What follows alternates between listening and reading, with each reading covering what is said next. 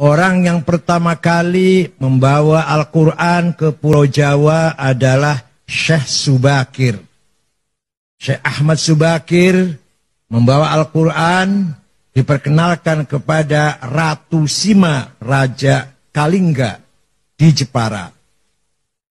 Walaupun si ratu ini tidak masuk Islam secara eksplisit, tapi memahami kandungan Islam, yaitu Islam atau Al-Quran mengajarkan keadilan, seadil-adilnya.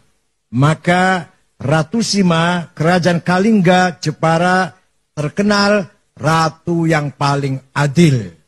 Dan masyarakatnya dipersilahkan, diberi kebebasan memeluk agama Islam. Syekh Subakir mempunyai tugas apa? Merantai apa? Mengkerangkeng apa? Mengikat makhluk-makhluk jahat yang ada di Jawa. Semua diikat dengan rantai, dibuang ke Laut Selatan. Kecuali dua makhluk yang tidak mengganggu Islam. Gak mau dibuang ke Laut Selatan, yaitu Sang Hyang Semar dan Sang Hyang Togog. Dalam Nusantara bila cerita begini, Beb. Karena beliau makhluk sangat bagus, walaupun tidak masuk Islam, tapi tidak memusuhi agama Islam. Ulama kedua yang bawa agama Islam terkenal adalah Syekh Ri'asuddin An-Nisaburi, yang terkenal dengan Mbah Wasil. Beliau membawa kitab Al-Asrar, kitab rahasia. Diajarkan kepada Raja Jayakatwang, Joyoboyo, Raja Kediri Doho Kediri. Maka terkenal dengan ramalan Joyoboyo, itu sebenarnya terjemahan dari Kitabul Asrar, kitab rahasia-rahasia.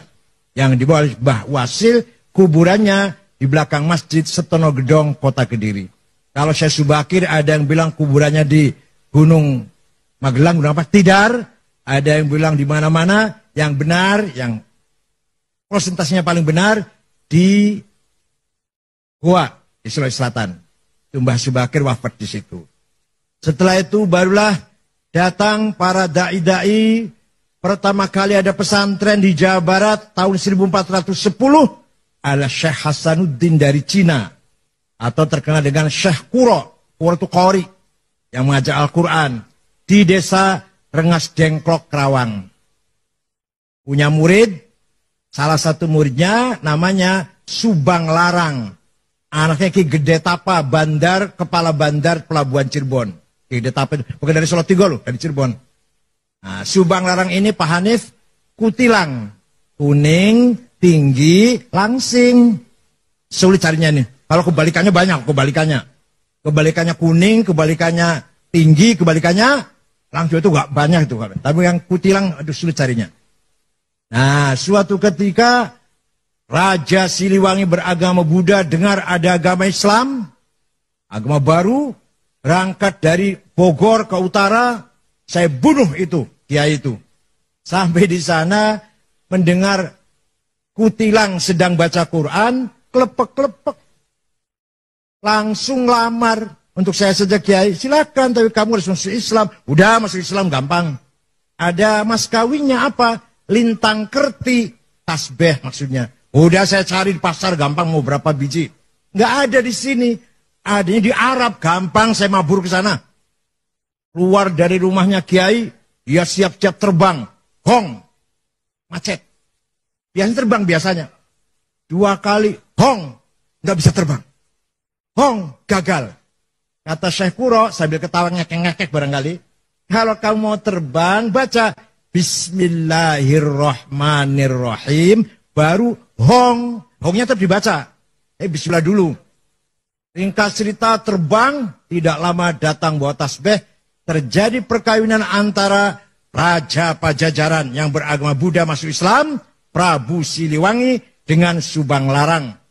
Tapi beliau Islamnya kurang betul-betul Islam, karena hanya ingin kawin kutilang saja itu. Tapi akan punya anak. Pertama namanya Syekh Rahmatullah atau Sunan Rahmat Suci.